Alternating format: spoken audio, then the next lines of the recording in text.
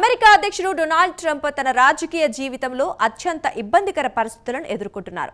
అమెరికాను కుదిపేసిన high profile sex స్కాండల్తో ట్రంప్నకు సంబంధాలున్నాయని ఎలన్ మస్క్ పదే పదే ఆరోపణలు చేస్తున్నారు. దీంతో జెఫ్రీ ఎపిస్టియన్ కేసు ఒక ముగిసిపోయిన అధ్యాయమని ట్రంప్ తాజాగా మరోసారి పేర్కొన్నారు.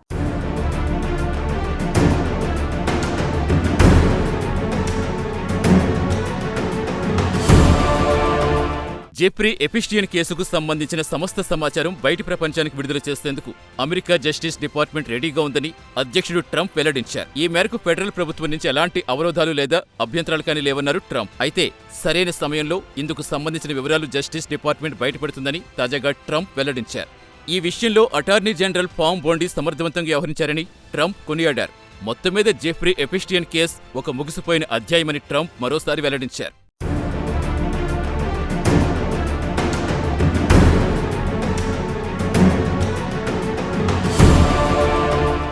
జెఫ్రీ ఎపిస్టియన్ కేసు అమెరికాలో దుమారం రేపిన కేసుది.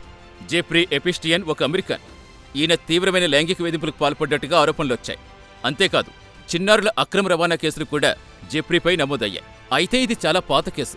అయితే కొన్ని నెలల క్రితం ట్రంప్తో తొలిసారి విభేదాలొచ్చిన సమయంలో టెస్లా కంపెనీ అధినేత మస్క్ ఈ కేసు అంశం ప్రస్తావించారు.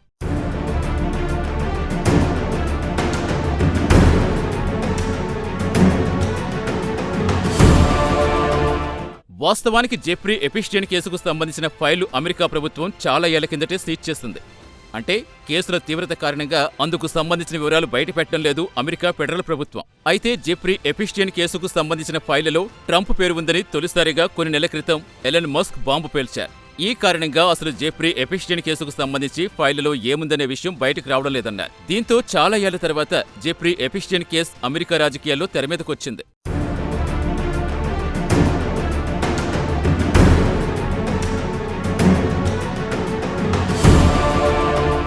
కాగా జెఫ్రీ ఎపిస్టియన్ కేసుకు సంబంధించి తనపై వచ్చిన ఆరోపణలు ట్రంప్ తోసిపుచ్చారు. ఎలన్ మస్క్ చేసినవన్నీ నిరాధార ఆరోపణలే అన్నారాయన.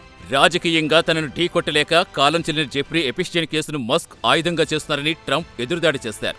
జెఫ్రీ ఫైల్స్తో తనకు ఎలాంటి సంబంధం లేదని కుండబద్దలు కొట్టారు. వాస్తవానికి డెమోక్రటిక్ పార్టీ అధికారంలో ఉన్నప్పుడే జెఫ్రీ ఫైల్స్ తయారయ్యన్నారు. అంతేకాదు తాను అధ్యక్ష పదవి ఎన్నికల ప్రచారంలో ఉండగానే ఇందుకు సంబంధించిన ఫైల్స్ గురించి మాట్లాడానన్నారు. తాను అధికారంలోకి వచ్చాక జెఫ్రీ ఎపిస్టియన్ ఫైల్స్ బయట ప్రపంచానికి చూపిస్తానని ట్రంప్ పేర్కొన్నారు.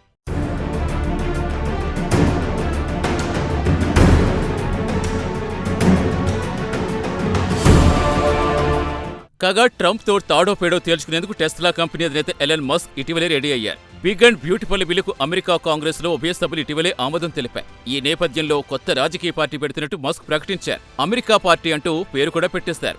అమెరికాలో ఇప్పటి వరకు 2 పార్టీల వ్యవస్థ అమల్లో ఉంది. కాగా రిపబ్లికన్, డెమోక్రటిక్ పార్టీలకు తోడుగా మరో పార్టీ అమెరికా పార్టీ కూడా తాజాగా యాడ్ అయింది.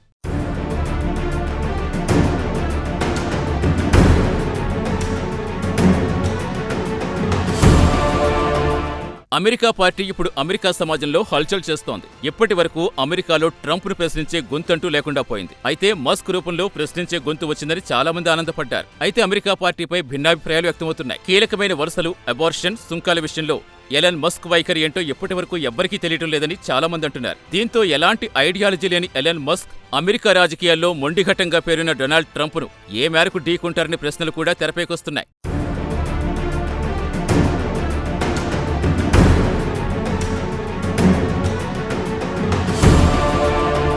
గెలుపోటమిది తర్వాత ముచ్చట. ఇప్పటికైతే డొనాల్డ్ ట్రంప్ను రాజకీయంగా ఇరుకుని పెట్టడంలో ఎలన్ మస్క్ బిజీగా ఉన్నారు.